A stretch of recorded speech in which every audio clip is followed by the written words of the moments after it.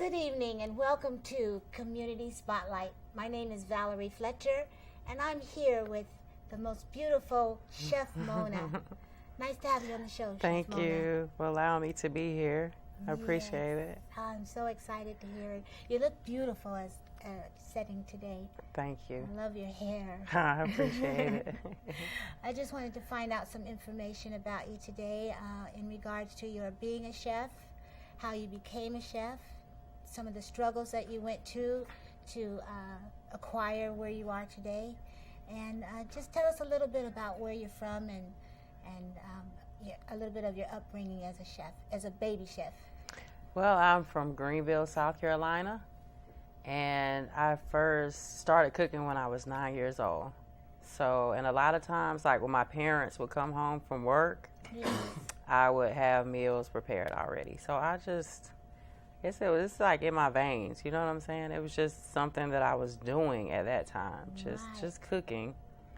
So they were surprised when they came home and hear a 9-year-old's already got dinner prepared on the table, and it was a good dinner as well? Right. I don't think, a lot of times, they would be grateful, but I don't think that they really were surprised that I cooked. Oh, they were grateful. Yeah, they were grateful, but just, ease off their stress. But it was just something that I always took to. I just love to be in the kitchen. I actually started washing dishes when I was 2. I asked my mom, could I wash dishes? Oh, my goodness. So it was something about the kitchen that I gravitated towards.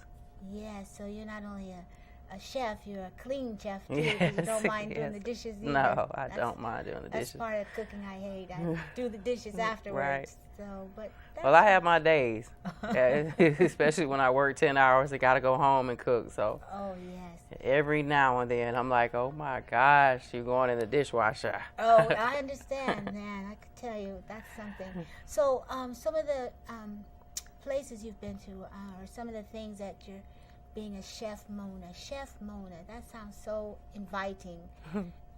You've worked in some places in the surrounding areas here in Charlotte areas. What's one of the places you've worked at? I've worked at a country club. I've also worked at some of the hotels downtown.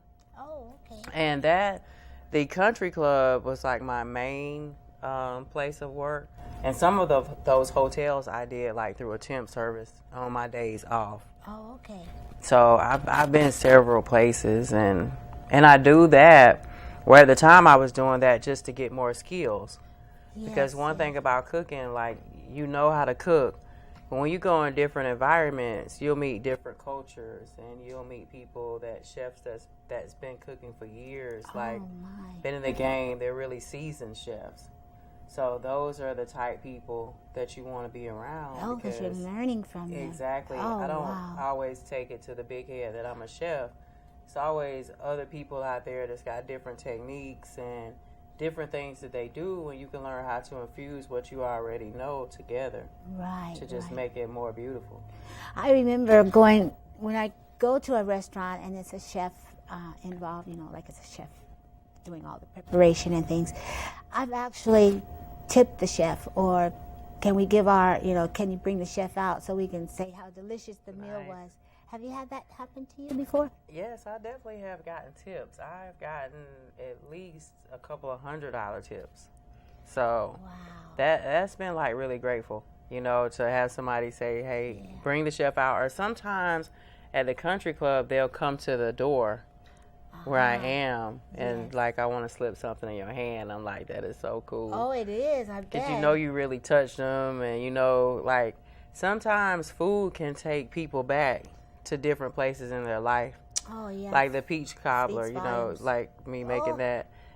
It can take people back to sometimes good memories, because a lot of times where you have some good food, you had some good love. Oh. And a lot of times it's like our, great aunties and grandmothers. Some of them are not around now. Mm-hmm. So some of those tastes and flavors can take you back, and it can mean a lot to people. Oh, yes. It's the smell, too. I mean, yes. Your kitchen, your areas, they smell good, right? Yes. And you have to create that, don't you? Exactly. Yes, I know. I'm just like, wow, if I can't smell anything from the food, I don't want it. Because that's the first thing I do for me is I smell it. Right. And if I like the way it smells, then I know it's going to taste good. which is cool that you say that because I season like that a lot of times. Ah. I'll season the food, but then I always smell it. Yes. And I gotta smell certain aromas and aromatics going on for me to be like, okay, it's there. That's good. And I'm not a chef, but I tell you, that's how I like to do it. Now, what are some of the fun things that you can do that you get to do as a chef? You have, like parties. I know you go to parties and you do hotels, but what's some of the fun things that happen when you go when you do some of your chef? I don't want to say chefing, but I know you have fun with it. Yeah, I definitely have fun. One thing that I like to do is make sure that my guests are happy. Yes. And if they're happy, I'm already having fun. You know what I'm saying? I don't think that any time that I go to work or I'm cooking that it's like a job. Right. It feels like I'm just doing what I love to do. So it never feels like I'm doing a job or I'm bogged down with this situation. So those are times where it's always exciting. It's always, sometimes I don't want to get up for work, but once I get there, it's like, what's going to happen next? And I'm excited and I'm ready. Normal. Right. Oh, I'm so happy. I'm in my element. Yes, once you get out, out into where you're best familiar with what you're doing and you enjoy it too. That's the best part about what you do. You enjoy doing it. So I believe that makes a difference of how well the food comes out because you're putting love in there as well as the ingredients. Right. Yes. Has anyone ever said that your food tastes like love? Yes. And I say that all the time. Like that's a recipe that's a part of a recipe that I feel like I do all the time. Because you got passion, you have to have passion, you have to have love. Yes. And you can tell folks that are like, I don't know if they just want to have a job or you can even see it on a frustrated day with a chef. Oh, yeah. The food will not, if it's a really good chef and the food is thrown off, something's going on with them that they're not, it's not balanced. You know what I'm saying? That chef right there. Exactly. Then we need a therapy session off to the back, sir, please. Yes. Yes. Then we'll send them to Hell's Kitchen. Yeah. Speaking of those talk shows or those cooking shows, do you have any favorite cooking shows that you watched on television? I like Celebrities. Chopped? Yeah. Yes, I love Chopped. And the reason I love Chopped because your brain, you have to like think and you got to think fast. So what you would do here, and there. And sometimes those settings are at work. Because sometimes when I come in, we have different ingredients there we need to get rid of. So, chef, you got to come up with a special. Oh, boy. And it's, we need it now. And then we need a price on it. And we need, Wow. So, it can be, I had some salmon that I had purchased more of about 2 weeks ago. So, I got there that Sunday morning, and I'm like, okay, I'm going to cook these off. I'm going to make some salmon patties. And I'm going to make them like salmon and grits and shrimp on top. Go ahead. They were like, can we have this every week at work? Really? I'm like, we'll see, but I don't think you want to do the same thing every week. Not every week. But yeah, one guy was like, you know what? I don't even eat salmon, but I ate your salmon. I was saying to myself, what made him even purchase that? But I guess he trusted me. Yeah, he had to have. Right. That's why I believe sometimes people, when they order something that they've never ordered before, they're taking a chance on the chef's abilities. Exactly. And so that happens with you. I'm sure people are like, I've never tried it before, but I want to try it now. You make it sound so good. Right. You make it look so good. Something like that. Yeah. So speaking of Chopped and what you just said about having different ideas of foods that you have to make, so would you say a chef has to wear more than one hat? Definitely.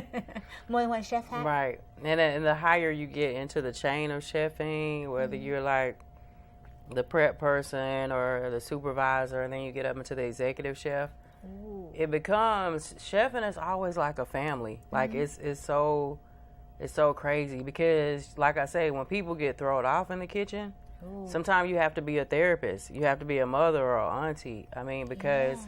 Especially, like, it could be older or younger, but some people, if they're going through something and it's your kitchen and you want your kitchen. As a matter of fact, I had a situation where a guy called me last week and he was like, Chef, I'm having this, that, and the third problem. Wow. I don't want you to say anything to anybody, but I'm his superior And then he worked with me the other day, so it was like I still had to sort of be like that auntie figure to sort of get him through the day, because he still was sort of going through it. But my food on this line is not going to be good if I don't make sure that he's okay. Oh, yes. You know, so. Yes, it is all mind, body, and soul, even with the chefs, I'm exactly. sure. Gosh. Well, I'm excited about some of the questions I have to ask you, but one of them is, what's your favorite of all the millions of desserts you cook, or millions of foods you cook? Let me get this clear too. You're a chef and you're a pastry chef. Yes, ma'am. So that means you cook both savory entrees, and sweet. Savory and sweet, and desserts. Yes. Wow. Oh, you're a perfect woman. Yes. That's perfect. If I could just do one or the other, it would be great. But definitely, so what's your favorite desserts in your pastry? What's some of your favorite desserts to make, to prepare, it's and like, to eat? I have a million desserts that I love. Desserts is definitely my weakness. Like, oh my goodness. And I'm like, I'm so sick of these sweets. Like, these cookies are so offending sometimes. You know what I'm saying? Wow. Like, you want to fight, just let me take one, you know. But, I mean, I'm just like, I love sweets. So lately I've been trying to cut back from sweets. My favorite dessert, like my favorite that I can think of, would be tiramisu. Okay. I love tiramisu. And I went live a few minutes ago and this guy was saying, I was like, I love tiramisu. Explain to us what tiramisu is made of. What is it? It's sort of, it's a pastry cream with lady fingers. The lady fingers are soaked in liquor. Oh. Yes, Okay. it's so good. I'm all tongue twisted over here, like I'm on a tiramisu right now. But yeah, it's the lady fingers are soaked, and then you have like your pastry cream with a little bit of whipped cream. It's different versions of making it. Mascarpone cheese. Okay. So it depends on your version. I know there's coffee involved. Yes, in there and then somewhere. the coffee's gonna go on top. And is there a cocoa coffee liqueur too? The lady fingers are soaked in that coffee liqueur. Oh, okay. All right, So, and then as you layer it, you're gonna put cocoa on top. all right. I think I had one bite and the coffee threw me off. Oh, So really? I know there's other ways to make tiramisu besides using coffee. Is there another way to make it, or got to have the coffee? Okay, so from what I heard from one of my chefs, that is a tiramisu is with the coffee, right? Right. But when you're cooking, you are allowed to switch up anything. Ah. You know what I'm saying? So I was explaining to him that I made like a strawberry tiramisu. Oh, see? And he was Jamaican. He's like, no, it was not strawberry tiramisu if it wasn't coffee in it. I'm like, but it still was the same concept. So I don't really, in my mind, it's a strawberry tiramisu. It's still the same way of layering it with the lady fingers, soaking the lady fingers, making the cream. Well, that's for those of us who don't want the coffee flavor in our Exactly. pastry. Right. Nothing wrong with it. I know a lot of people love it and swear by it, that it's the best dessert out there. I love it. Wow, that's good. See, you're one of them. Yeah. So, what is some of the reasons, the best reasons of you being a chef? What are some of the benefits of being a chef? Well, for me, being a pastry chef and a culinary chef, the benefits is I have clients that are always in different, areas. If you're not too much into desserts, I'm still going to be able to service you. Yes. If the other person here is all into desserts and not food, I can service them. If it's a catering job and it's a chef already out there catering, then I don't have to step on their toes because I can bring in desserts. Look at that. Yes. So it's like I can be very versatile. Very, very. Now, I read in your bio that you got the opportunity to go to out of the country. Yes. With a ex-baseball player's family. Yes, he's an ex-pro baseball player. Yes. And him and his wife took me to St. Bart's, and that was amazing. Like it was really cool.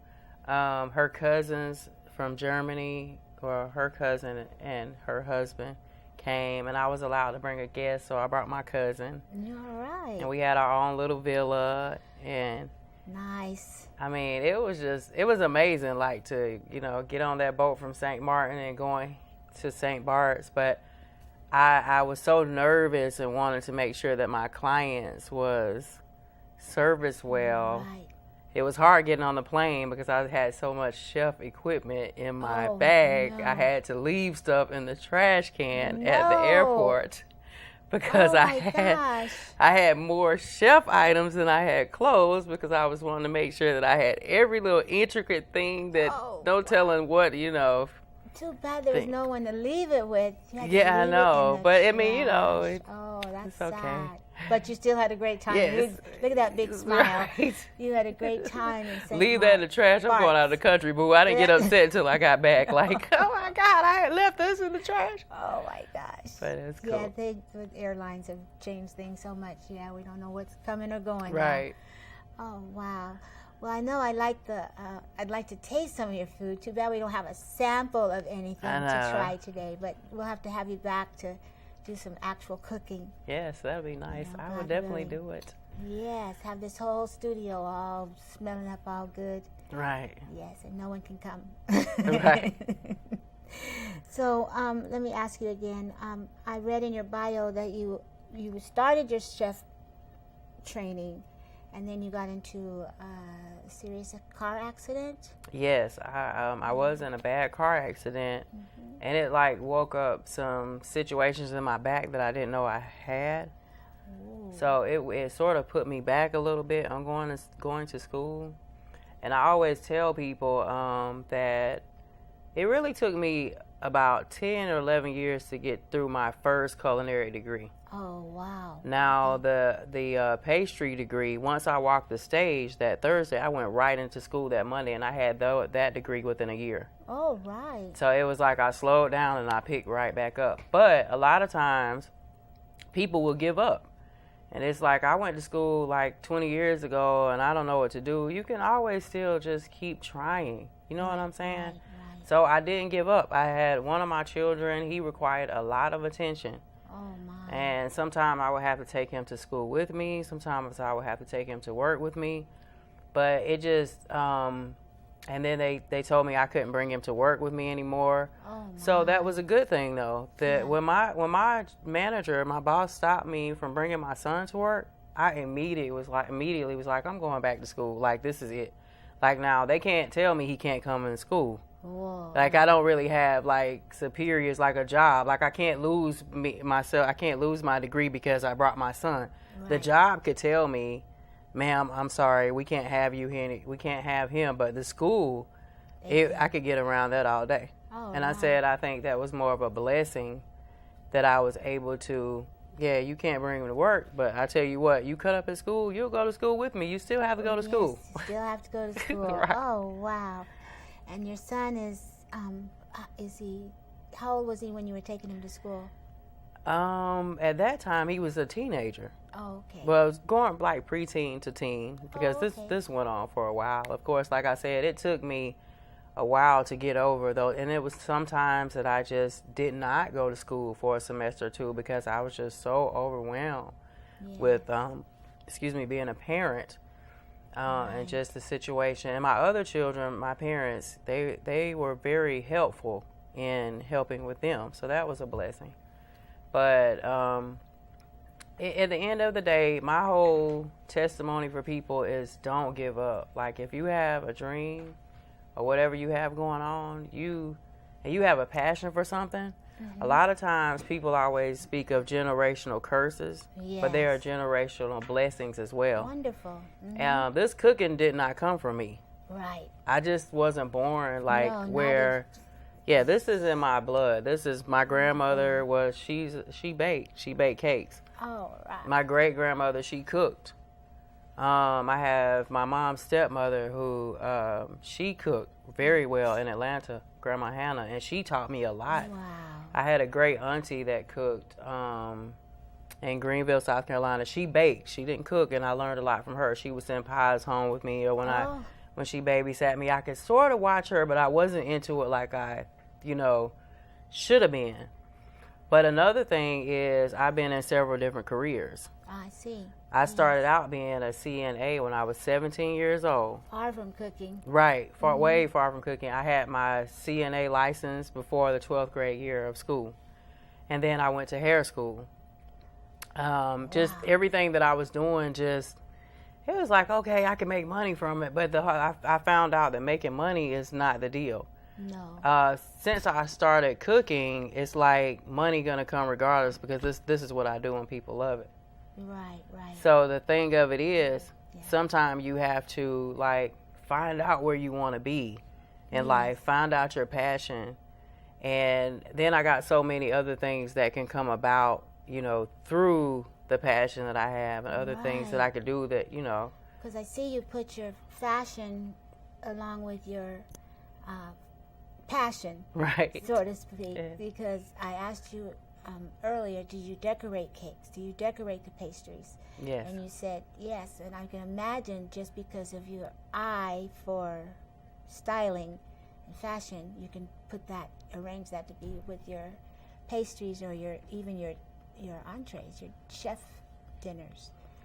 So is that true? Yes, it's definitely true, because one thing, when you make a dish for people, they eat with their eyes first. Ta-da. Yeah, so that's the first thing you want to do. Even if it's mac and cheese, the other day I had an event, I threw some parsley on it, because you want to make it pop at first, and then they go for it, Oh, wow. Something simple like that. Yes. Oh, okay. Maybe you might want to cook again. Right. Throw some parsley on it. Bam. I'll definitely think of that. Okay. I'll remember that. Because that's me. I cooked, regular meals for children growing up, and husband and growing up. And I just got to the point where I just didn't want to cook anymore. And now I'm interviewing you, and I feel like, you know what? Maybe I'll get back in that kitchen. It would be good to hear. Yes. I've been blessed to have people cook for me, so nice. That's been the nice part about it. He knows. Right. Right. He knows, yes. So,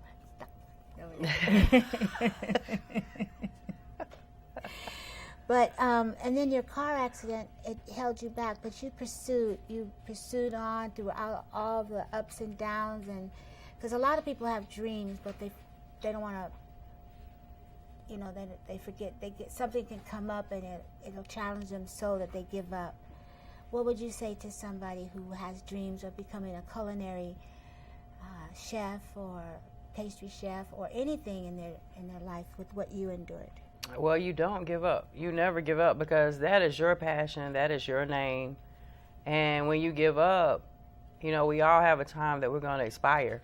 Right. So when you give up, that's what you'll be known for, is everything you've done. And I just refuse to be like, it's my expiration date and I'm in a casket. They're like, oh my gosh, she could cook. We all go to her house, but she never became a chef. No, I did everything that, Yes. So I feel good about what I do. I've completed it, and I just refuse to let a situation stop me. Right.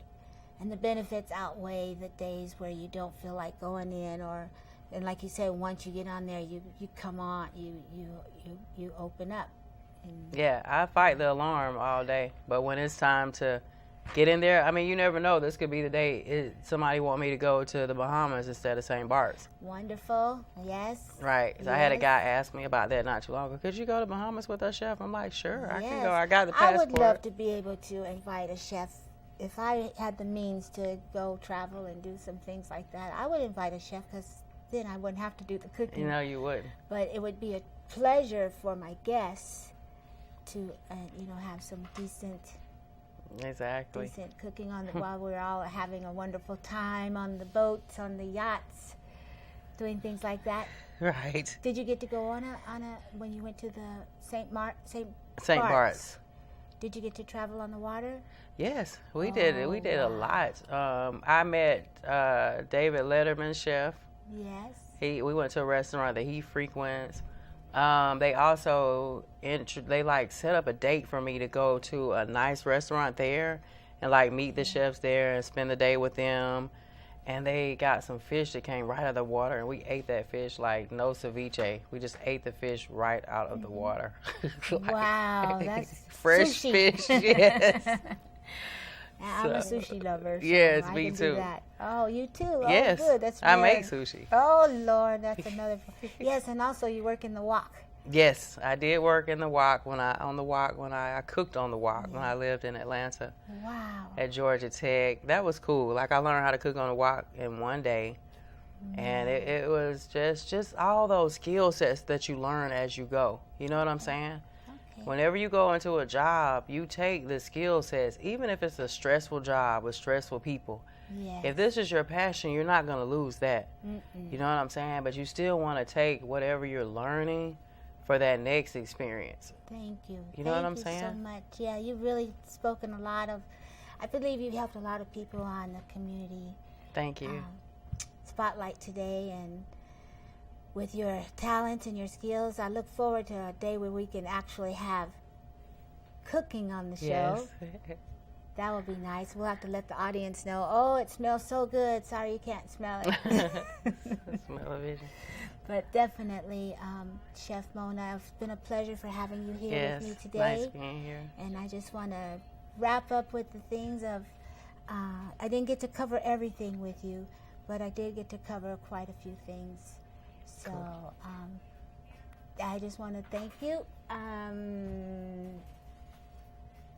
Look forward to seeing you again the next time you come. And that's it today for Community Spotlight. And I thank you for watching and look forward to seeing you again next week.